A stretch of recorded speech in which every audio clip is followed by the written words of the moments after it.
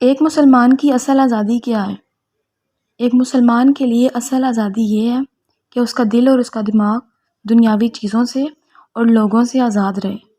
اور انسان انڈیپینڈنٹ صحیح معنوں میں کیسے ہو سکتا ہے؟ جب اللہ پر ڈیپینڈ کرتے ہیں ہم۔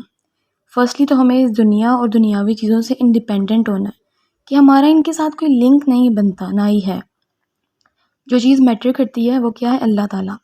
جب ہم اپنے آپ کو کمپلیٹلی اللہ پر ڈیپینڈ کرتے ہیں تو یہ میٹر نہیں کرتا کہ لوگ ہمارے بارے میں کیا سوچ رہے ہیں، کیونکہ جب ہم قرآن اور حدیث کو فالو کریں گے تو آبویس سی بات ہے ہم ٹھیک کام کر رہے ہیں، ہم اللہ کے حکم کو فالو کر رہے ہیں۔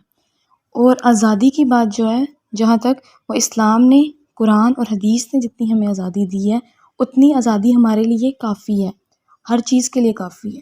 اور جس آزادی کے لیے ہم لڑ رہے ہیں ہر دوسرا بندہ لڑ رہا ہے، کپڑوں کی، جوتوں کی، آنے جانے کی، یہ ساری اللاجیکل ہے، کیونکہ جو اصل آزادی اسلام نے ہمیں دی ہے، جن جن چیزوں پہ دی ہے، جہاں جہاں پہ دی ہے، وہ کافی ہے اور وہ لاجیکل آزادی ہے ہماری۔ جیسا کہ ڈاکٹر اسرار احمد کہتے ہیں کہ جب تک کشتی پانی میں رہتی ہے تو چلتی ہے، جب پانی کشتی میں آ جائے تو وہ ڈوب جاتی ہے۔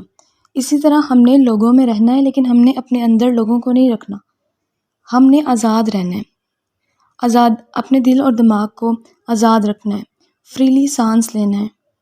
اور جیسا کہ حدیث ہے، حضرت محمد نے فرمایا کہ دنیا مومن کے لیے قید خانہ ہے، تو اس قید خانے سے آزادی کا یہی حل ہے کہ ہم اپنے آپ کو ٹوٹلی اللہ پر ڈیپینڈ کریں، تبھی ہم صحیح معنوں میں انڈیپینڈنٹ ہو سکتے ہیں۔